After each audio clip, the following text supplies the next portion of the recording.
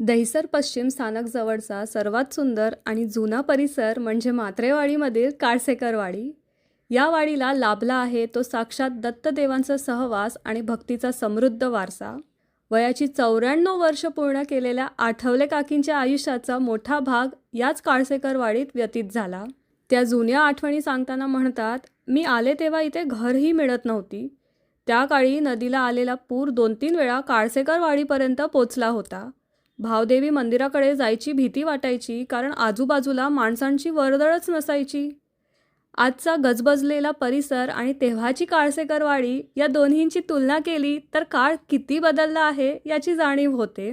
याच काळसेकरवाडीच्या आध्यात्मिक इतिहासातील एक सुवर्ण क्षण म्हणजे 7 डिसेंबर 1951 रोजी झालेली श्री दत्त मंदिरातील मूर्ती प्रतिष्ठापना. आज तब्बल 75 वर्षानंतर या ऐतिहासिक मंदिराचे नूतनीकरण झाले आहे. मंदिराला मिळालेला हा नवा साज अतिशय सुंदर, अप्रतिम आणि मन मोहून टाकणारा आहे. आज याच पवित्र मंदिरात वास्तुशांती पूजा संपन्न झाली.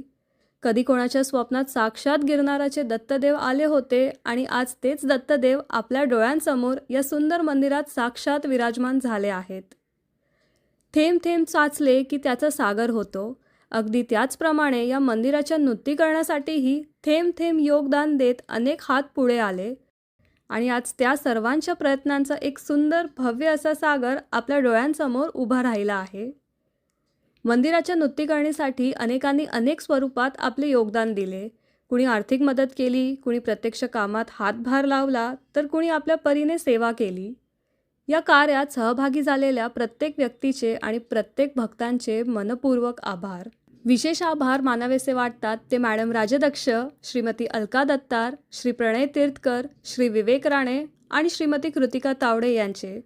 या नूतनीकरणाच्या कार्यात त्यांनी दिलेल्या योगदानाबद्दल मनपूर्वक कृतज्ञता. आणि विशेष उल्लेख करावासा वाटतो तो शिवयुवा गणेश मंडळांचे अध्यक्ष श्री अमित वाघ यांचा. या मंदिराच्या नूतनीकरणाचा पुढाकार घेऊन हे कार्य प्रत्यक्षात साकारण्याची जबाबदारी त्यांनी ज्या तळमळीने आणि निष्ठेने स्वीकारली त्यासाठी त्यांचे मनपूर्वक अभिनंदन आणि आभार. या नूतनीकरणाच्या संकल्पनेला प्रत्यक्ष सुंदर स्वरूप देणारे श्री तुषार जाधव आणि श्री हरीश पाचपोर यांचेही विशेष आभार.